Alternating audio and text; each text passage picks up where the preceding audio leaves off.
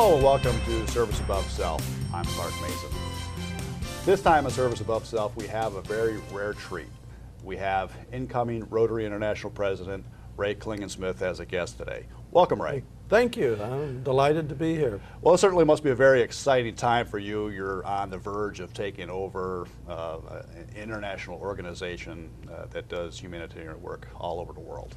It is true. I'm looking forward to it. I've been involved now for 18 months preparing for the task, and we're trying to create a culture of innovation for next year where we can move Rotary into the next century of service.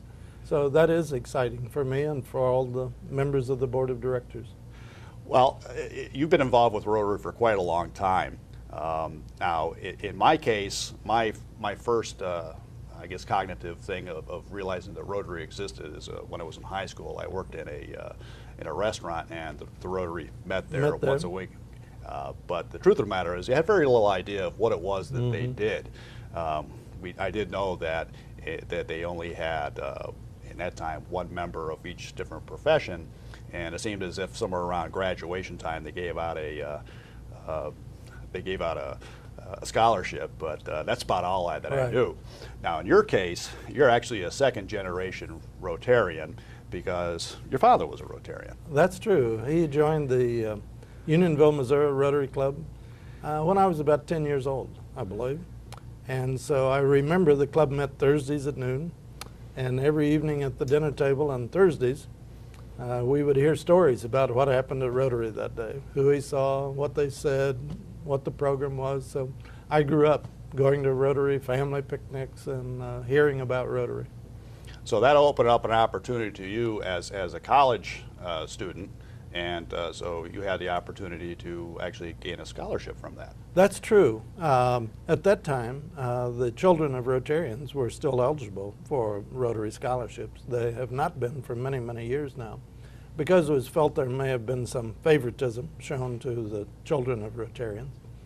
But at that time, I was eligible, and I was delighted to apply and to receive the award and to study for a year in Cape Town, South Africa. Absolutely wonderful experience.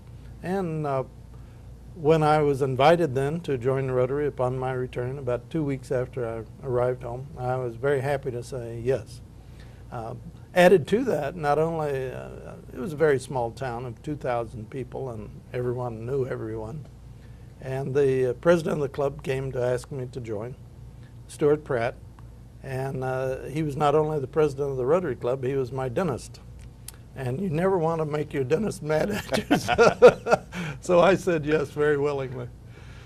So when you joined Rotary, what were some of the first things that you did as service projects? Now, we certainly know that Rotary does things internationally, but they do things that are much more on the humble basis as well.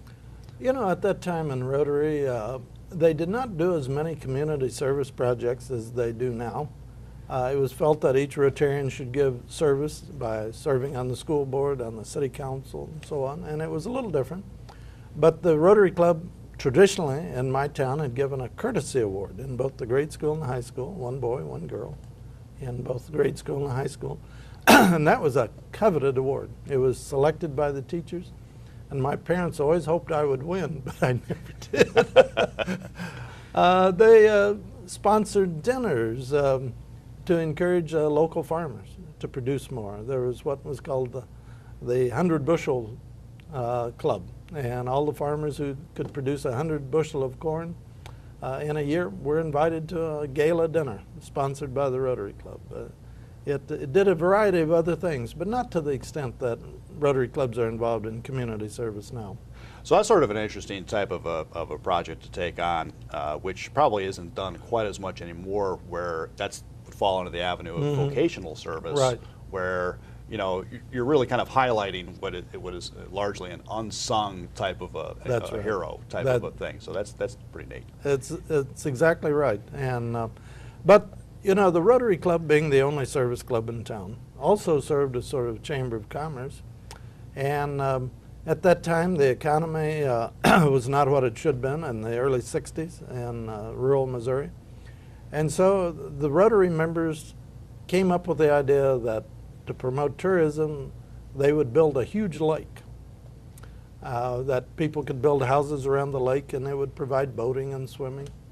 And you know, they got a loan from the Farmers Home Administration. They built a 10,000-acre lake. It's amazing. It's still there now. It's grown up. The Rotary Club and the not-for-profit corporation that it spawned eventually sold the lake, and it's now held by private developers.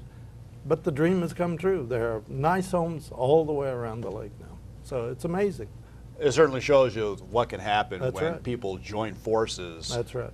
That they can certainly accomplish things that are much larger than people could have yeah. done on their own. Without a doubt. And the idea started at a Rotary Club meeting, and I've seen that happen so many times. It's just that right idea that comes at the right time. The members support it. Oftentimes they then go outside the club to get support, and it happens. It's amazing. No one will ever know, absolutely will never know all the good things that Rotary does around the world. Now, as a young man, you mentioned that you got the scholarship and you went to South Africa. And what really surprised you the most in your first venture to another country, and certainly a much different culture than we had there? What enlightenment did you take from that at the time? Well, you know, I did all the reading I could do about South Africa in advance. And I thought I knew as much about the country as I could learn externally. But when I got there, the amount of interest in racial problems just dominated the country. And to some extent, it still does. But at that time, the blacks and the coloreds had no vote. The voting was done by the Europeans. And there was a division between the two European groups, between the Afrikaans, the old Dutch, who had settled there originally, and then the English, who had settled there starting in 1820, after control of the Cape Province was transferred to England after the Napoleonic Wars. And I found that if I was in the home of an Afrikaans Rotarian, he and his family could persuade me they had the right approach. And then I would go to the home of an English Rotarian, and he and his family would sway me back the other way. And it took about 2 months before I really could find my way in what I really thought about the racial problem in South Africa. And I must confess, I was so pleasantly surprised that they basically solved that problem of a switch from white control to black control pretty well bloodlessly in the early 90s. And Nelson Mandela was the person most responsible for that. It was his leadership that brought that about, which has now been characterized in a book called Playing the Enemy, which has been made into a movie called Invictus, a very popular movie. So all of that is laid out for the world to see. That must have been very interesting for you to watch, having really been there for the backstory, and then when things changed, it certainly was something that not many people would have the same insight that you have. That's right. You know, the tension was so great that in South Africa, when I was there was no television.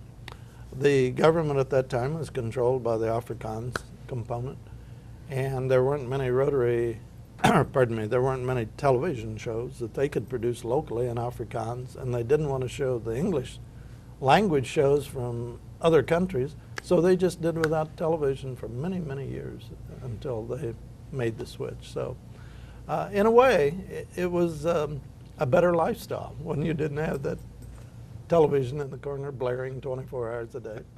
And so I learned a lot from that. They had a very nice lifestyle. They still do. Much more of the English Commonwealth approach to things. The holidays were more liberal. They take life a little easier, but they're still very productive. So it was a wonderful experience. It certainly seems to me that as a young man from Middle America to go and see that, this must have been one of the things that certainly spawned your interest in continuing with Rotary and taking on some of the larger offices within the organization. Well, without a doubt, it affected my view of things. For example, when I say Afrikaans and English, they both could speak both languages. It's just what they spoke in their home. and which church they went to marked them as either Afrikaans or English. But everyone could speak both languages. And the interesting thing was, in parts of the country where there was about a fair mix of Afrikaans and English Rotarians, they would conduct the Rotary program one week in Afrikaans, the next week in English, then in Afrikaans. I mean, they were meeting in the middle when the governments could not do it. And so that was a very early indication to me that Rotary had some secrets, some approaches that would work. So in the case you were actually staying in Rotarians' homes while you were in South Africa in many cases. When I traveled outside of Cape Town, I lived in the university residence hall. At the university, there were about 100 of us there in a graduate hall. And the interesting thing is there were about 100 of us, and that particular residence hall was open only about 8 years, and then it was converted to the business school. And 3 years ago, out of the blue, I received an invitation back to a reunion of all the students who had ever lived in the university house. And I went back, and there were 90 of us came back after 45 years. It was an amazing experience. And so roots go deep. It's definitely an interesting type of a thing. So you come back to the United States and you become a Rotarian, and of course you have to continue with your career as a businessman, and then of course going into doing some administration at college. Yes, right. Mm-hmm. So what is now today Truman University, That's right. You served in several positions That's there. right, Truman State University. I went there in 1973 as the general counsel. I gave up my law practice and went to work full-time for the university. I was the first full-time general counsel for the university because the legal situation in universities was becoming more complicated, as it is everywhere. And by the time I left 22 years later, I was hiring lawyers. I was just sort of the manager of legal affairs. It just, in that 22 years, the number of governmental regulations had increased so much that we went from, I was teaching half-time when I first went there, teaching business law, to not even being able to do all the legal work full-time. So it's quite a commentary about the American society and how complicated we have become. All in the interest of being fair. Right. So that's sort of interesting. In the case of your Rotary career, you've had the opportunity to do many things around the world in international projects. Any of those really stick out in your mind as far as changing the way that you think about things, or very proud of the work that you've done in certain areas? There are just so many projects that are worth mentioning.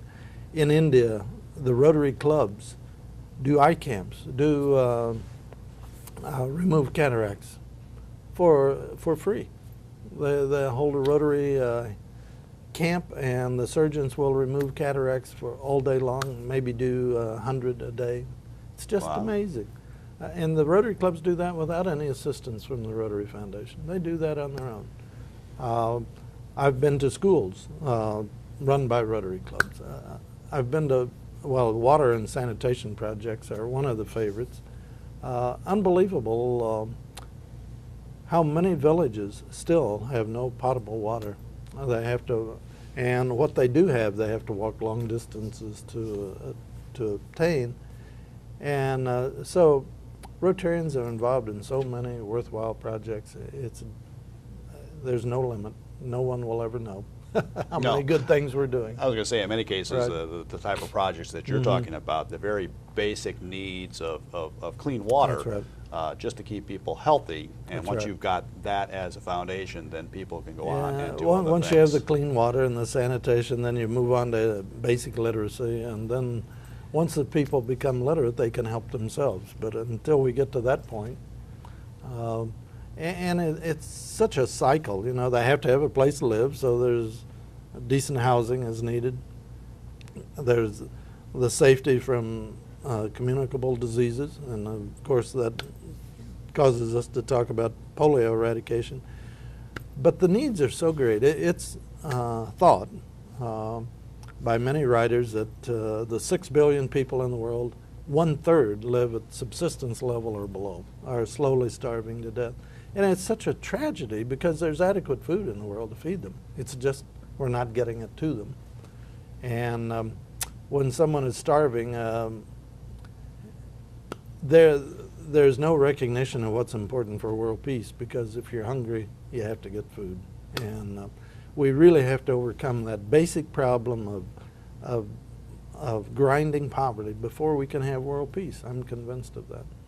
Very good, Ray. We're going to take a break, and when we come back, we can talk about more about international projects that Rotary has and what people can do to help us in our international quests. Wonderful. We'll be back in a moment.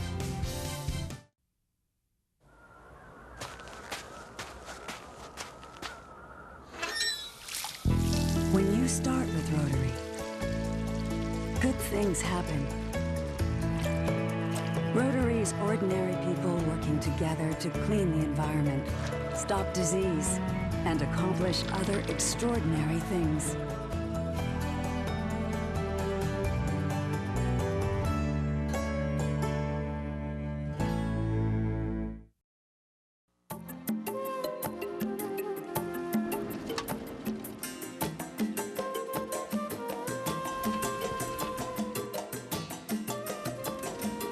Could you dedicate yourself to a worthy cause? Could you go the distance to keep a child healthy? Could you travel to the other side of the world to help eliminate polio? Could you? A Rotary member could. We're dedicated to connecting children with vaccinations and ending polio worldwide. All it takes is one person to make a difference, like me, like you.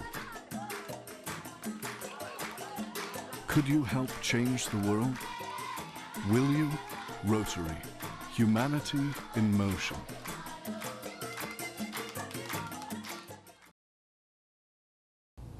Welcome back. We're here with Ray Klingensmith, incoming Rotary International President. Ray, thanks for being here today. One of the biggest things that Rotary gets involved with, and so few people know about it, is the problem with polio in this world. What can you tell us about what Rotary has done? Well, Rotary, in cooperation with its partners, have virtually eliminated polio. And most people think it's been gone for years. Here in America, we've been polio-free since the late 50s. And many people just assume it's gone from the rest of the world. But when Rotary became involved in 1979, there were 500,000 cases a year, 500,000 cases of paralytic polio, 50,000 deaths when we started. We started on our own, working with governments of various countries. The Philippines was first, then Sierra Leone, the Gambia, and Bolivia, where we went in and we did mass immunizations. In developing countries, there are no health records. So you don't know which children have been immunized and which ones have not. So the way to overcome that, as we were taught by Dr. Albert Sabin, is to immunize every child on one weekend, and then you know you have them all. And so that's what we did in the Philippines. Had the highest incidence of polio in the Pacific, just went down to virtually zero. It did the same in the other countries where we were working. So Rotary undertook the challenge to immunize every child in the world, and we set out to raise $120 million to do that. This was in 1985. That was 4 cents a dose for all the children in the world. We wound up actually raising twice that amount, $240 million, at which time the World Health Organization recognized our efforts, and we've been partnered with the World Health Organization, UNICEF, and Centers for Disease Control since 1988. And at that time, there were still 350,000 cases a year. We're down now to less than 2,000 cases a year, 99.9% reduction. But we can't stop here because the polio virus is still circulating. And we have to stop the circulation of the wild polio virus. It's now endemic. We only have 4 endemic countries left: Nigeria, India, Pakistan, Afghanistan. And the results this year are just remarkable. Nigeria has had only 3 cases all of this year. India has only had 20 cases. The total for this year to date is 250 cases. Half of those have come from Tajikistan. And the reason is they had been polio-free for years. They had not given enough attention to continuing to immunize, and so they were subject to an outbreak of the virus that was transported from another country. So we're stamping that out. We can do that without the same problems we have in the endemic countries. So I think by the time of the New Orleans Convention next year in May, that we'll have some really good news to report. We are going to eradicate polio. The Bill and Melinda Gates have recognized our efforts, given us $355 million to finish the job. That is just astounding. We've been working for 30 years, and we've managed to raise $700 million. And they just give us 355, saying you're doing a good job, this will help you finish. It's amazing, and we're going to do it. That's fantastic. Now, as someone who's been involved with Rotary for close to 50 years now, why would someone, what would be the benefit in your mind of someone joining Rotary? Purely, the personal benefit comes in two ways. The fellowship, I think most of us who have been in Rotary for many years find our closest friends in Rotary clubs because we are a group of business and professional people who enjoy helping other people. And so we have that common bond, and friendships flow from that relationship. So the fellowship, the networking, if someone moves into a community or if someone is just developing a business in a community, the best way to meet other business and professional leaders is through Rotary. So it's fellowship and networking. And then the satisfaction that comes from making the community a better place through service projects. And after that occurs, the opportunity to help the world be a better place through international service projects, such as Polio Plus. So that's certainly a wonderful thing. Ray, we certainly, we're running short on time, so Yes. we want to thank you for my stopping pleasure. in and having a little conversation with us. And Thank you. certainly, you're about to start on a great big adventure, which I imagine is going to involve traveling all over the world and seeing many, many Rotary clubs and many projects. So True. best of Well, luck in all of your future endeavors, and certainly thank you for stopping by. Thank you. I'm glad that I could include Connecticut in that list of places. Very good. So until next time on Service Above Self, from everybody here, we encourage you to go out there and find a worthy cause and lend a helping hand.